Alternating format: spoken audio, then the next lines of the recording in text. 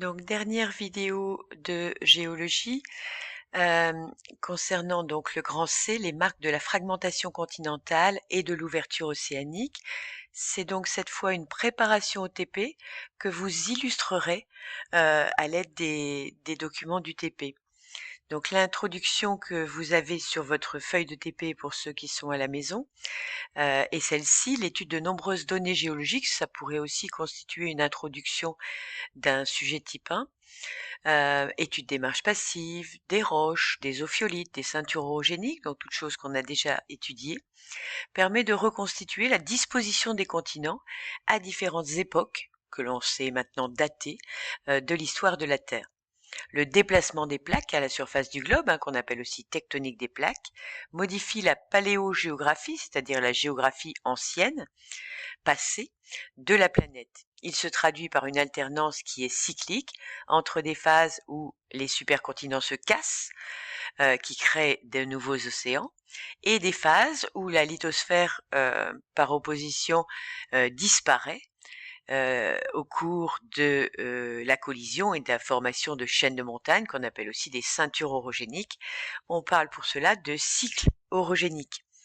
Vous allez avoir à visualiser ces cycles grâce à un logiciel en ligne qui s'appelle Tectoglobe 3D. Et ce logiciel assez fantastique va vous permettre de dater un certain nombre d'événements que je vous propose dans ce tableau qui est dans votre poli. Alors, par exemple ici, la fracturation de la Pangée et l'ouverture de l'océan Atlantique Sud, c'est la partie du bas. C'est la fracturation du supercontinent que Wegener a appelé la Pangée. On voit ici quelques premiers sédiments qui se mettent en place de part et d'autre de la dorsale. On est aussi ici au niveau de la future Afrique. Vous reconnaissez ici l'Espagne qui n'est pas encore accrochée à la France, l'Angleterre qui n'a pas la disposition actuelle, etc. Donc cette fracturation, eh bien, vous pouvez la dater d'environ 186 millions d'années, mais faites-le vous-même pour trouver vous-même les informations.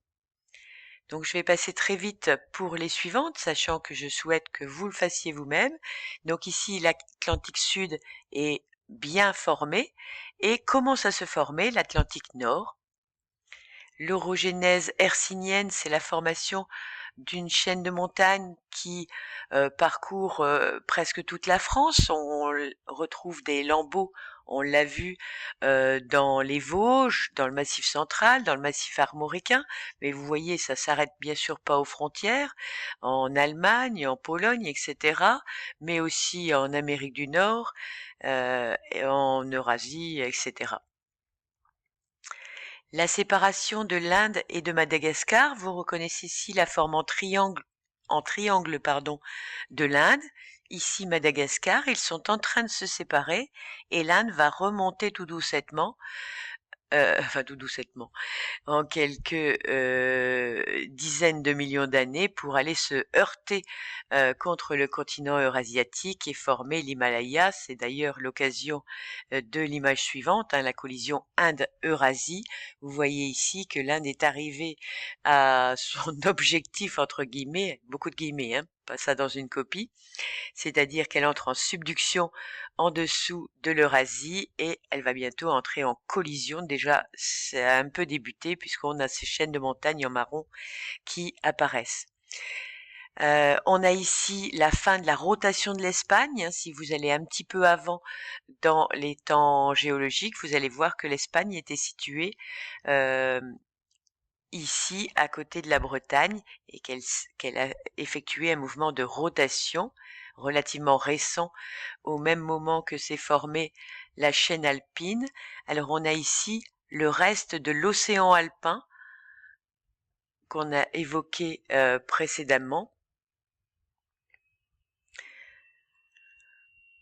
Une autre façon de représenter ces mouvements des plaques, avec ici l'Atlantique sud qui est formé, l'Atlantique nord qui ne l'est pas encore, mais par contre, vous avez bien l'océan alpin entre l'Afrique et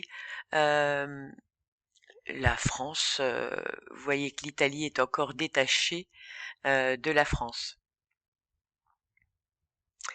Vous avez ensuite à compléter ce schéma sur le cycle de Wilson avec différents termes qui vous sont proposés, effondrement, divergence, subduction. Alors je vous invite à le faire vraiment vous-même, je vais vous passer derrière le corrigé, mais je vous conseille vraiment de commencer au crayon gris par le faire vous-même, placer les différents termes et de vérifier ensuite pour vous que c'était juste. Donc le voici avec les corrigés.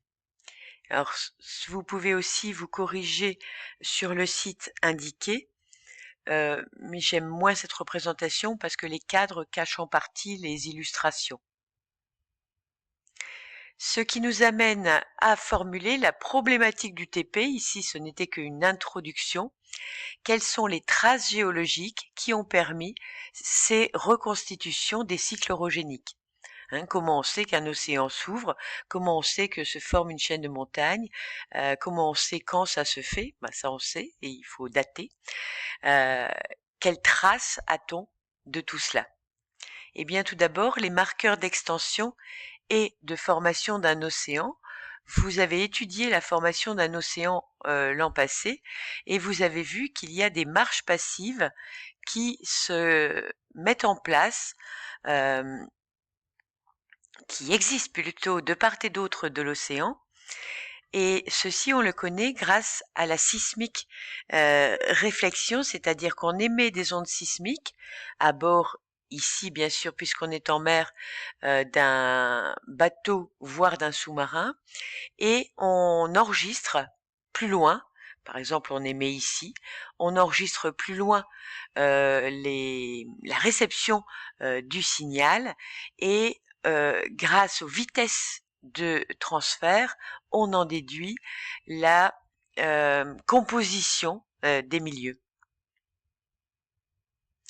Alors vous avez ici le logiciel Geomap app que je vous ai demandé d'installer. Vous avez également une fiche technique mise à disposition et une page internet vous indiquant comment faire pour afficher les profils sismiques, si vous avez besoin d'aide. Voilà ce que l'on obtient. Alors je suis ici au large de Terre-Neuve, donc au niveau Amérique du Nord. Et j'ai différents profils sismiques qui ont été établis à partir de navires. Et j'ai choisi celui-ci qui est sur le continent, mais aussi en bordure de mer, pour voir qu'on a des espèces de marches d'escalier qui sont vraiment caractéristiques de cette marche continentale. Et malheureusement, on a deux vues, la vue 1 et la vue 2. Ici, c'est la vue 2 qui correspond à cette image, mais je m'étais précédemment mise à l'autre extrémité demandée, c'est-à-dire au niveau de la Galice en Espagne, et j'avais obtenu de l'autre côté également cet approfondissement, comment on va dire, par espèce de marche d'escalier qui nous prouve un enfoncement progressif. Vous voyez ces marches ici. Alors, je crois, moi j'ai mon curseur, mais vous voyez un rond. Ces différentes espèces de marches d'escalier qui descendent progressivement, que l'on retrouve ici en dessous de manière un petit peu plus nette. Donc à vous de tracer également ce travail.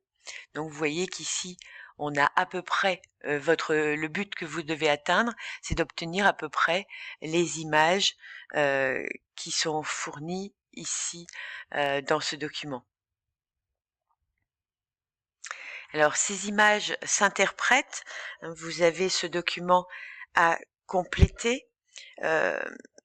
Celui-ci était à reproduire à l'aide du logiciel et à titrer. Donc ce sont des profils sismiques réalisés au large de la Galice et de Terre-Neuve. Et donc la reconstitution correspondante ici, schématique, vous avez à la compléter avec les termes fournis. Je retourne mon poli, hein, les termes d'amincie, hyper étendu. Alors ça concerne les différents domaines. Ici, on a un domaine qui est aminci. Ici, on a un domaine qui est hyper étendu, étiré.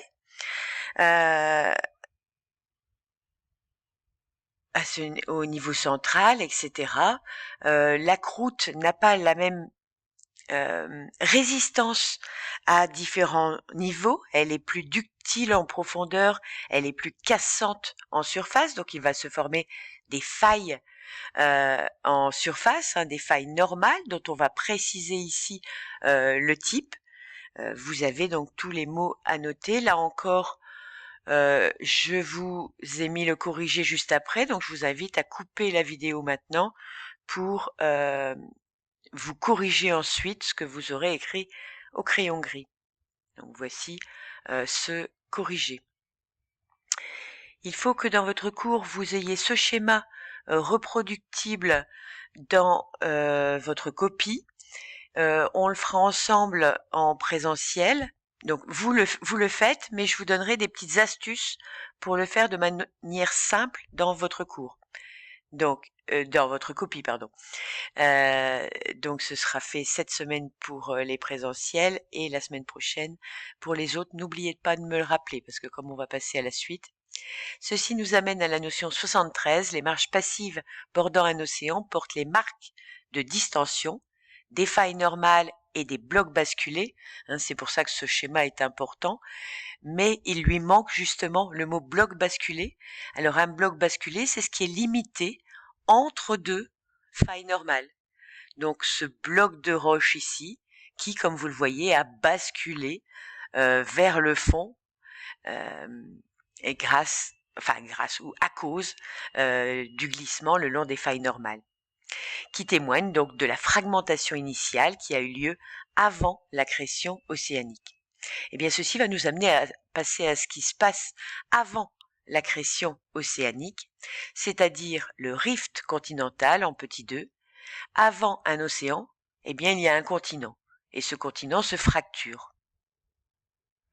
Alors, j'ai dû tronquer ici pour aller plus vite. La deuxième partie, ça va vraiment être votre partie, trouver des illustrations. Alors, vous avez ici ce document de votre livre à la page 108 qui vous situe une région intéressante au niveau du rifting continental. Vous avez ici le continent africain qui est en train de se déchirer au niveau de Djibouti et du lac d'Assal, notamment le lac Assal qu'on trouve ici sur cette représentation avec Google Earth. Donc vous allez à la fois utiliser Google Earth, Geomap app pour tracer des coupes. Vous voyez ici les blocs basculés, les failles normales. Ici, ce document, page 109 de votre livre, vous retrouvez le schéma que vous venez de faire. Donc ça, c'est pas utile de refaire. Mais par contre, ce qui est intéressant ici dans votre livre, c'est qu'on vous dit qu'on trouve la même chose au niveau de l'ouest des Alpes. Donc là, je vous invite à faire ce schéma nouveau dans votre cours, parce que s'il y a en bordure des Alpes une marge passive, c'est ce qu'on appelle, c'est comme cela qu'on appelle cet ensemble, avec des blocs basculés, des sédimentations, pré-rift, post-rift et Saint-rift, eh bien ça veut dire qu'il y avait un océan auparavant, hein, l'océan alpin qui a aujourd'hui disparu. Donc vous pourrez utiliser Google Earth, montrer qu'il y a du volcanisme, des séismes qui se trouvent dans cette région, réaliser des profils topographiques, utiliser les cartes géologiques dans Google Earth, les topographies associées aux volcans, mais aussi vous pouvez éplucher le globe avec Tectoglobe 3D et voir la profondeur du Moho. Ici, j'ai un Moho à 10 km de profondeur. Eh bien, c'est seulement là où il y a une croûte océanique, donc dans la mer Rouge. Mais si je vais à 20 km, je l'ai aussi dans ma région des Afars. Et là, ça m'intéresse, un Moho à 20 km de profondeur, c'est anormal. Vous faites également une coupe grâce au logiciel et vous voyez que ce Moho est extrêmement remonté. Vous avez d'autres documents qui sont mis pour les curieux, mais qui sont fort intéressants, avec la position des failles, notion 74 pour conclure et 75 pour